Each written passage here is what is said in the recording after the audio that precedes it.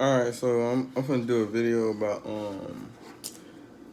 I guess you could say it's a reaction just my take on about China diet. This dude from it's a video, it's like a 31-minute video. He gonna talk about like how he drove through China on a motorcycle and his experience with China and stuff like that. And he just basically gonna talk about how they eat wild food. But me personally, I think people should eat wild food. I feel like that's how humans evolved, rather than factory farm. I guess he's making an argument against China's eating wild food, but I mean, whether you factory farm the food or you find the food, whatever, it's gonna be problems with food. Food is never gonna be perfect. Humans aren't perfect. Animals aren't perfect. So you can't expect food to be perfect, you know. So that's what I gotta say about that. I'm gonna let the video play now. I can pull back. 你好，这是什么动物？这是什么动物？ And I want to say I don't have no problem eating any type of meat.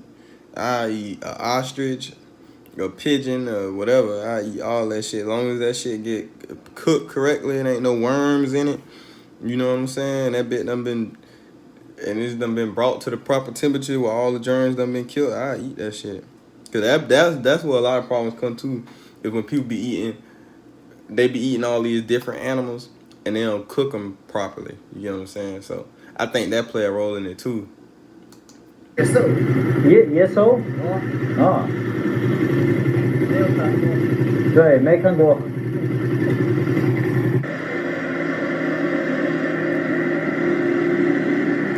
Damn, dude done found a raccoon dog. What the fuck is a raccoon dog?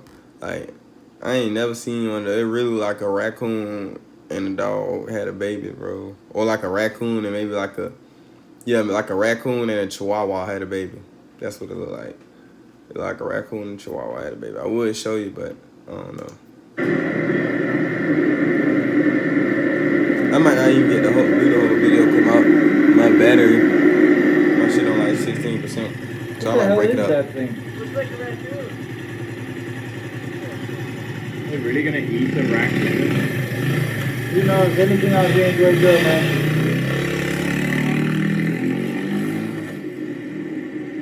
I've been far too easy on China. There's a massive disconnect between the people living in the sophisticated cities of China and, well, China as a whole. Remember, the majority... Now I could have told y'all this, but it just sound more authentic or valid coming from somebody who don't really went over there. You get what I'm saying? I ain't never been over there. of people But it don't living take a in fucking China rocket do not scientist. live in Shanghai, Shenzhen, Beijing, Guangzhou, these big metropolises, thing in these America. places with all the fancy restaurants, with the Sunli Tuan areas or the Cocoa Parks or whatever it is that the rich and privileged hang out in. The majority of China is actually very different. Now, I have had the opportunity to Keyword on rich and privileged in China, because all the Chinese people we see is what you call the Han Chinese, which is the white Chinese people. Even if you remember Mulan, you remember they used to put white powder on their face so they'll look white, and and remember in Mulan, it was villagers and they was tan, but they'll paint their face white so they'll look like the Han, because you know China got that fucking white supremacy shit too. I almost said Hawaii, because I used to live over there, and it's a lot of Asians in Hawaii, so I might get those confused, but yeah, it's definitely white supremacy in Asia, but it's like Asian white supremacy. You get what I'm saying? or rural China, and not just rural China, China in general, because don't forget, once you leave these fancy cities and you just go to a slightly smaller city, it changes. Everything changes drastically. Being of an adventurous nature, it's in my blood, it's in my family. My father was an adventurer, and he did all his adventures through Africa. I took on the mantle of being this adventurer through China, and I did this via motorcycle. And it gave me a very unique insight into how China really operates, because once you leave the cities and you leave the highways, because China's highway network is fantastic, but you can drive. Sound a lot like Jamaica. Like when I went to Jamaica and I was talking to like one of my mama friends' son, and like he had lived in the country his whole life. Dude didn't even know what the fuck a Lamborghini was. You know what I'm saying? He was older than me. He was like a year older than me, and dude did not know what a Lamborghini was. He seen an Audi and he lost it. Like an Audi was like the nicest car he had done seen. He was like, "Oh my god, it's an Audi." I'm like, okay, that shit ugly as fuck, nigga. Lambos, nigga. But yeah. The entire country and not see anything interesting because it's just one. And I just say that to say fairly China probably operate on that oblivion. You get what I'm saying? On like people in the country being oblivious, they just buy soda and they'll fuel the market without even knowing what's going on. You get what I'm saying? Like they'll just live their life in the country and not give a fuck what's going on in the city. You know what I'm saying? So, and that sounds like what he finna explain.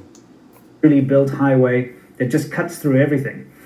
It's the small roads that count. It's the villages up in the mountains. It's the villages down in the valleys. It's the smaller cities and towns that you are forced to travel through when not driving or riding on the highways. I've seen a lot. I've given China a very sort of easy pass on a lot of the terrible things I noticed while traveling through these sort of backwards areas and the smaller cities of China. The reason being that I have a lot of respect for my Chinese friends and family, and of course, when I first got to China, the idea of airing any of this dirty laundry just wasn't a very good idea. It's still... Yeah, definitely. Like, bro, I done got in arguments with girls who got, like, Chinese nail techs and shit. Like, when the coronavirus first happened, like, they was just... The nail techs was just spewing out Chinese propaganda. Like, just spewing whatever the CCP say, because, you know... Chinese Americans, you know, they be watching their own little channel, just like Indian Americans and shit. They be watching their own little TV and shit, you know, so they can get back in touch with their people. And, you know, they just spewing out all type of propaganda. You get what I'm saying? Oh, it wasn't China. It came from America first. That's what they nail techs telling the black women at the nail shops. You get what I'm saying? So, that's one of the reasons why the confusion. And you got to know that, you know, China is definitely a propaganda machine, and they're definitely like sinister in nature. You can almost equate them to like white people during slavery time. Like they are that. You know what I'm saying? Like they are white people during slavery time. That's how China is right now. China is like white people during slavery time. They're not trying to rap. They don't give a fuck about no human rights. They trying to China number one. That's all they care about right now. Is China being number one. If you want to live in China, to talk about the bad things, the challenges, and the issues that China still currently faces, will actually most likely end up with you being shut down and deported. So if you want to maintain your lifestyle in China, it's just best to avoid these kind of topics. Anyway, enough of that nonsense. I'm getting so sick and tired of this disconnect with these privileged, spoiled, pampered people going online and trying to tell the world, oh, China doesn't do this, China doesn't do that. No, this is not China. China's great. China's civilized. China's freedom of speech. China's this and that. No, it's not. When really I know for a fact it's not true, and I'm going to prove it to you in this video. It's not. I'm going to prove to you why we are currently suffering this crisis that has originated in China and now spreading around the world, how it came to be, and the mechanisms that have allowed it to happen. And these you gotta understand hygiene too. Hygiene play a role too. Hygiene, and they're not very hygienic, you know. And that's just with anything. I'm not just talking about skin while like being dirty and nothing. I'm talking about like shit. Let's look at some of the pictures of the air in China, dude.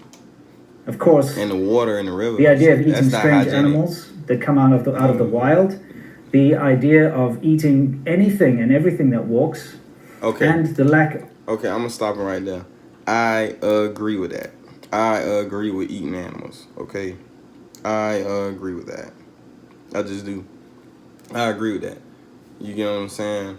Because we, as humans, we are omnivores. You know, we can eat plants and animals. So just to sit there and just to think that, oh, just eat cows and pigs and chickens, though, that's the only way, that's the right way.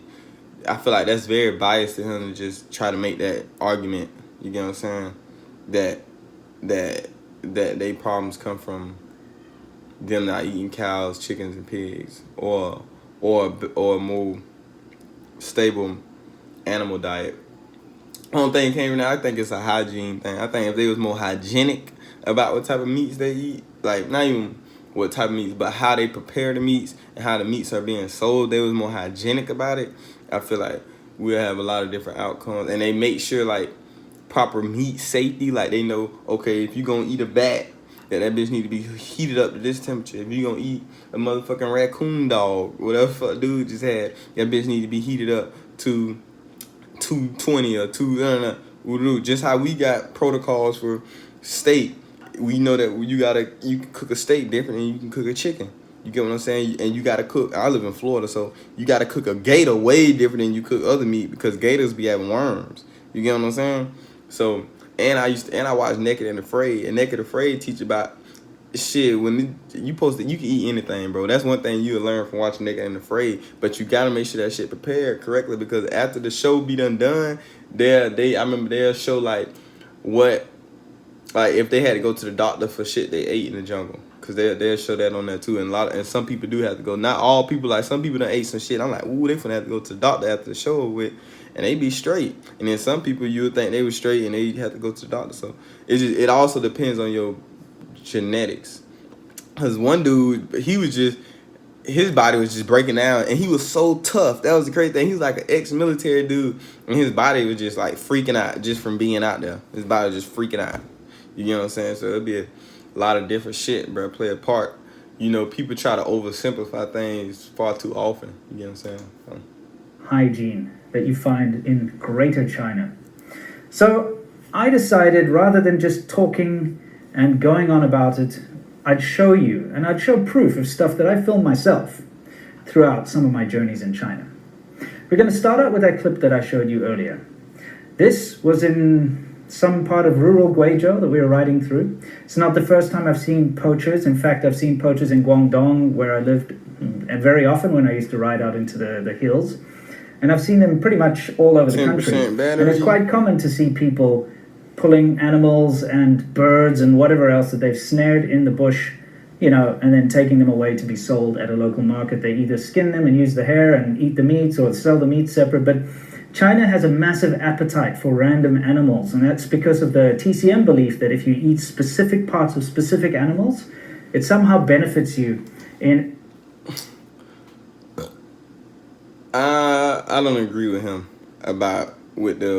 I don't see nothing wrong with eating wild animals, bro, like, or eating random animals, bro.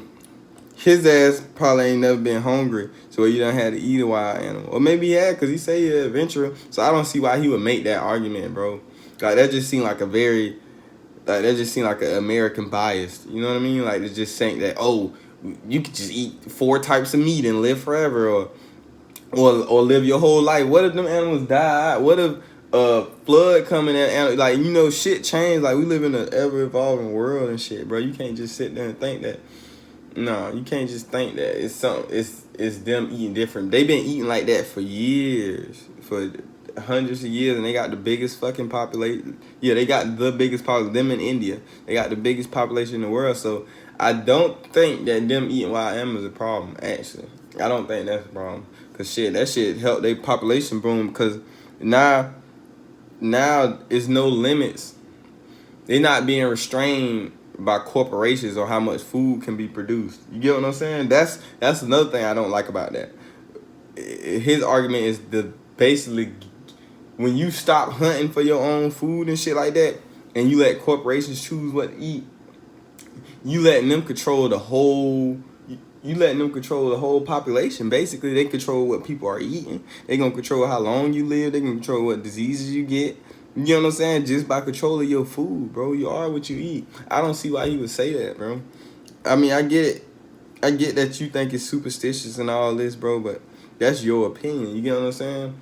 That's your opinion, bro. These people been doing this shit for hundreds of thousands of years, eating how they want to. And though it may produce a lot of diseases, I don't know though. When you really think about it, I kind of feel like China be doing some shit on purpose. I feel like they might have gave Europe the bubonic plague on purpose because it wasn't in Africa. And you know, see, But they don't like to tell you about England back in the day or Europe back in the day. They like to go and sell tea. You know that tea? That little tea they used to talk about? Heroin. Opium, buddy. Yeah. That's what they was trading. You think they ride around boats full of spices, nigga? Spices? What you think was in what you think kind of spices they was talking about, man? Come on, man. They used to call K2 Spice. Come on, man.